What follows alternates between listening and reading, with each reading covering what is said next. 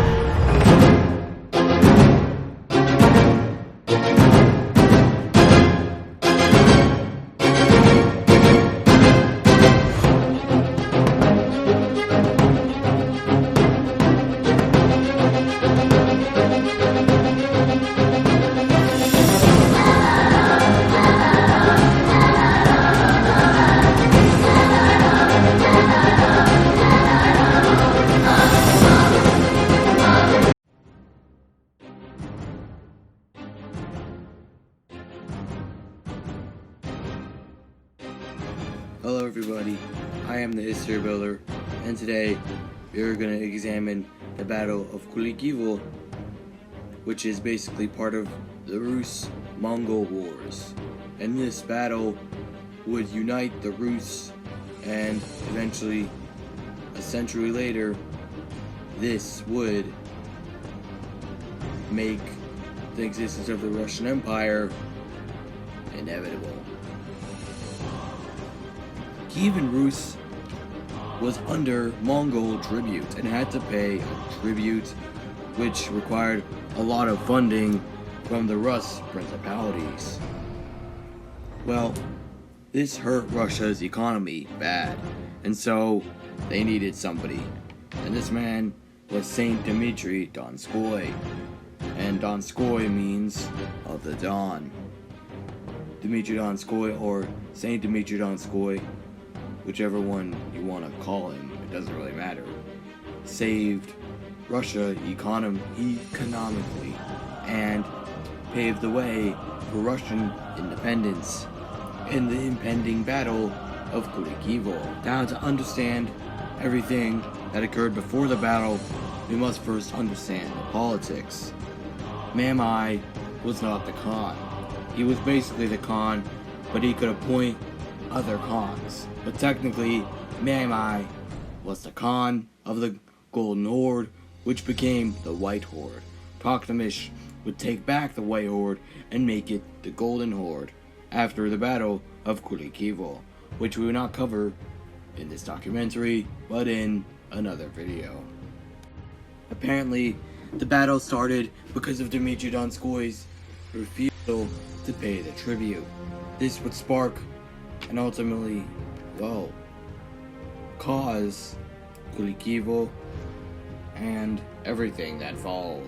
Eventually, Russian independence.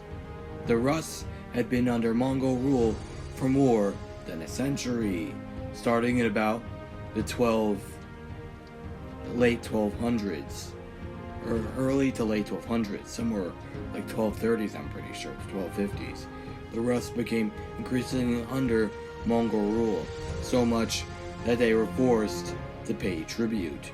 This made Dmitry Donskoy mad and frustrated, and he would go to defeat the Mongols, or at least try to defeat them. Before the battle, Donskoy, well, not Donskoy, but a smaller army of his defeated a small Mongol army as well. We will cover it in another video, but not in this one. The Russians were about 30,000 to 60,000. When some Russian chronicles says 200,000 to 250,000. Anyway, they would still be outnumbered. Dmitry had a large ace up his sleeve. A Shaolin monk and a monk named Saint Alexander fought each other and killed each other. The Shaolin monk was said to have been immortal. of the monk killed him. Anyway, the Mongols were pushing back the Russians and then completely exterminated their cavalry line and were pushing forward. This would be the deadliest and most bloodiest part of the battle for the Russians. The Mongols used their infantry and began to stack up an infantry line against them, preparing to destroy the Russian army. But the Rus stood bravely against the men, and they were destroyed. Almost the entire army of infantry became destroyed in this massive charge that provoked more infantry, and finally, soon, all of Rus's army was committed against a much larger army, and soon, Mamai's entire army became committed to the destruction of this battle. Besides, Mamai wasn't even in this battle, he was somewhere else. He was actually there. Now Dmitri played his ace. He sent his cavalry to ambush and completely destroyed almost all the cavalry that was there. Destroying and completely, not routing, but destroying the Mongol army.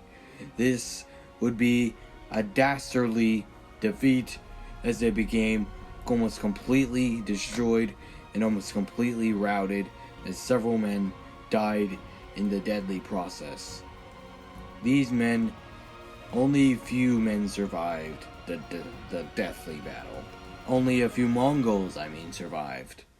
Dmitri had won.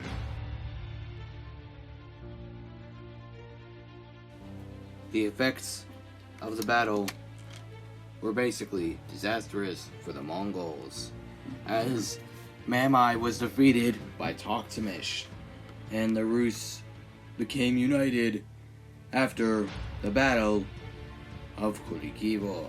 Donskoy was later canonized as a saint, specifically in the Russian Orthodox Church. I hope you've enjoyed this short documentary on Kulikovo. I hope you've liked it, and please like and subscribe and hit the bell icon for future Rus-Mongol wars.